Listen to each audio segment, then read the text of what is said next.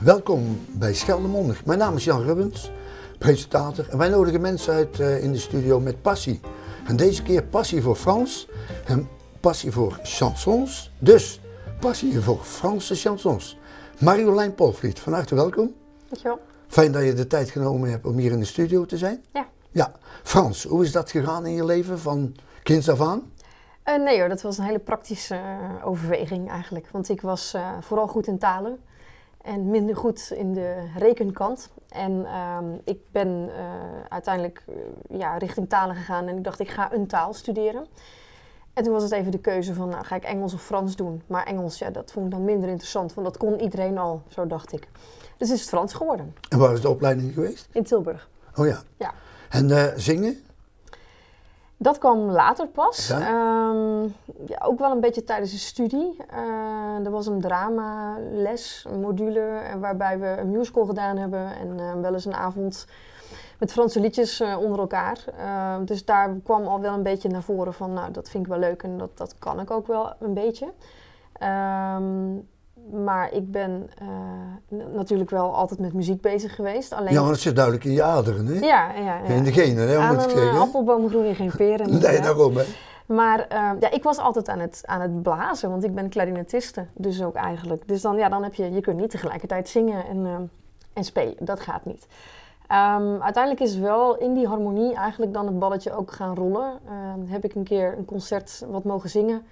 Het was een bevrijdingsconcert, was een thema. Zat Hoe lang is dat ongeveer geleden? Dat is bijna 10 jaar geleden. Dus je zit al 10 jaar zo Frans en muziek te combineren? Ja, want toen was in dezelfde tijd dat ik met Cor Bakker iets mocht doen. En ja, dat viel ook op. En toen is dat eigenlijk een beetje aan het rollen gegaan. En Cor Bakker, wat hield dat precies in? Het was een project van de Rabobank, mag ik dat zeggen zo? Moet ik nu alle andere banken ook noemen? Nou, Rabo is goed hoor, Okay. prima. En daar kon je auditie voor doen. En mijn ouders zeiden toen van, goh, zou je dat niet doen? Ik zei, nou, ik weet niet of dat wel lukt en of dat wel goed komt. En ik ben dat toch gaan doen. En ik heb daar auditie gedaan met een lied van Edith Piaf. En ik ben toen geselecteerd om dat met hem te mogen brengen. En naar aanleiding daarvan eigenlijk werd ik dan weer door het theater gebeld. Van, wil je bij ons een avondvullend programma komen maken? Dus ik ben eigenlijk een soort omgekeerd daarin gerold. Ja, en zo is het gekomen. En hoe zijn dan je contacten naar West-Vlaanderen, om dat even te benoemen? Nou, ik ben toen wel meer en meer de muziek ingegaan. Ik heb na een aantal jaar ook de omslag gemaakt, echt volledig naar de muziek en uit het onderwijs. Helemaal, dat lukt niet altijd, want je wordt er steeds terug ingezogen. Waardoor ik dus ook nog steeds op elke donderdag in Oostburg ben om lessen Frans te geven voor de Alliance Française. En ook nog op school? Ja, dat doe ik voor SCOBA basisscholen. Ik heb afgelopen jaar op de Reden Frans weer gegeven, ter vervanging weliswaar. En ik ben nu wel weer werkzaam op een middelbare school, maar nu is het alleen maar muziek. Oké. Ja, en ik heb nog een koor hier in West-Vlaanderen. En hoe heet dat koor? Ik zing. Ik zing? Ik zing, ja. Oh, Het is een samenvoegsel van die X als in ik zing, het is een woordspeling eigenlijk. Ja, oké.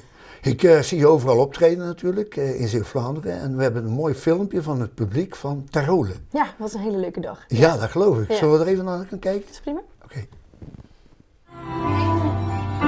Demande tous les jours et ça me fait quelque chose.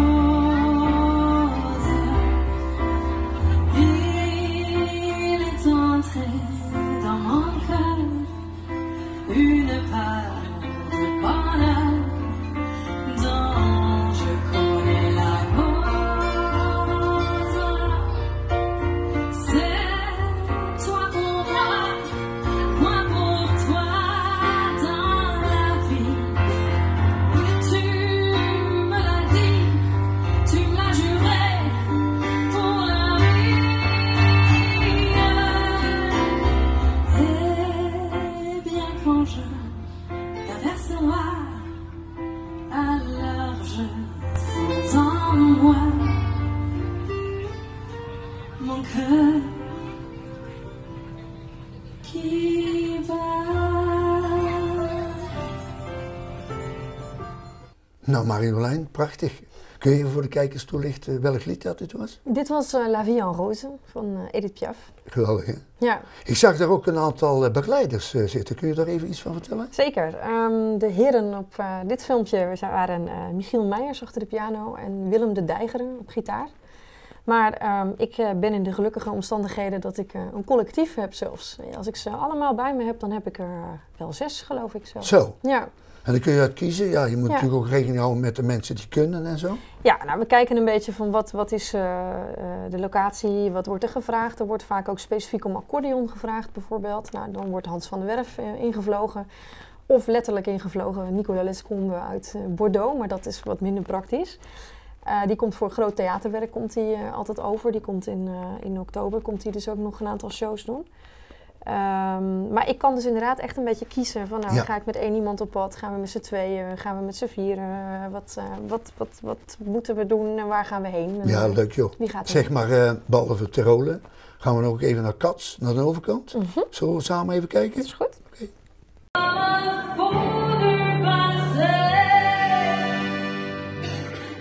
Avec mes souvenirs,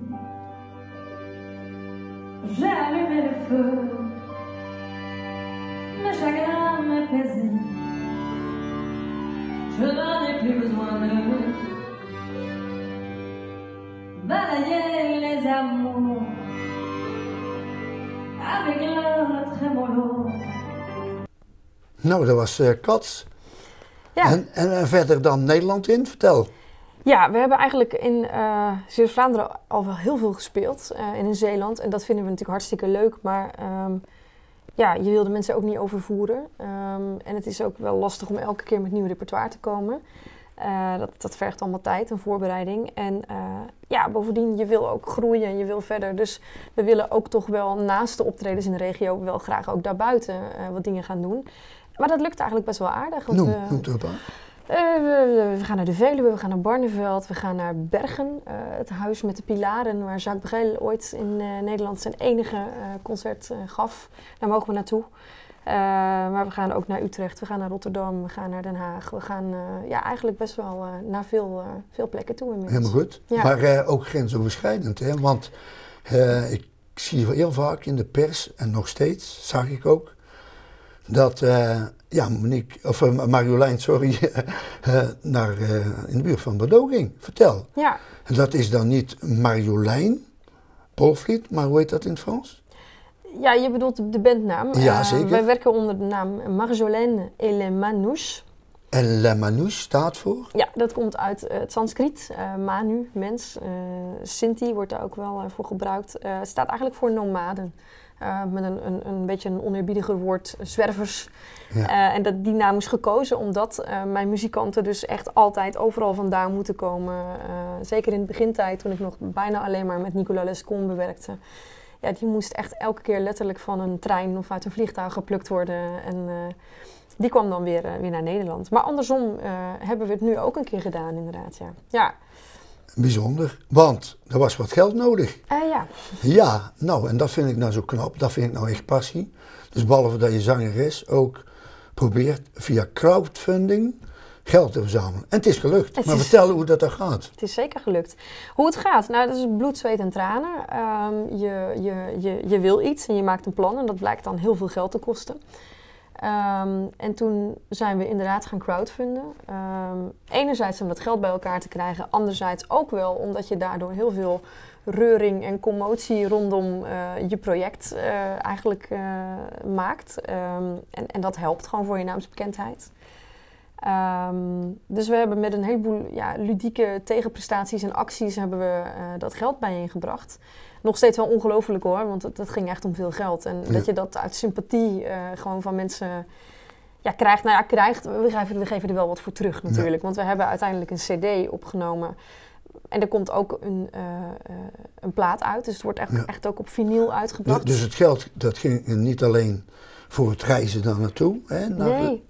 Nee, dat deden jullie zelf? Ja, nee, gewoon alles. Het hele plaatje is bekostigd door die crowdfund. Ja. Maar wat mensen dus nu eigenlijk gedaan hebben, is al op voorhand die plaat gekocht. Ja. Dus zij krijgen hem straks.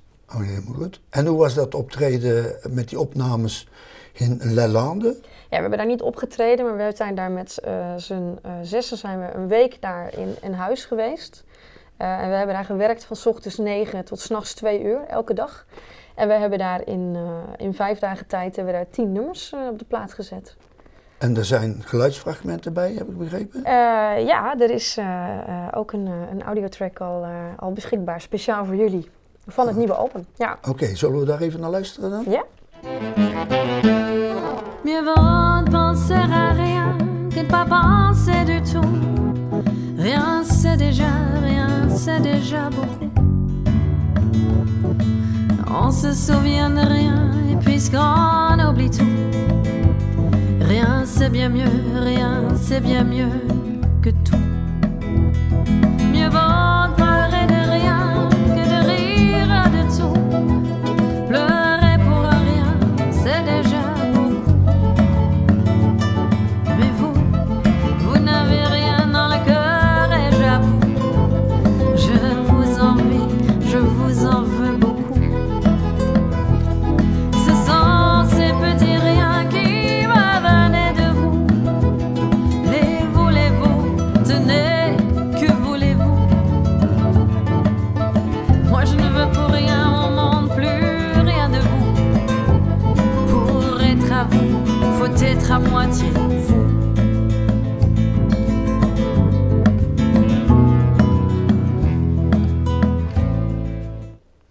Nou, hoe is de naam van het album?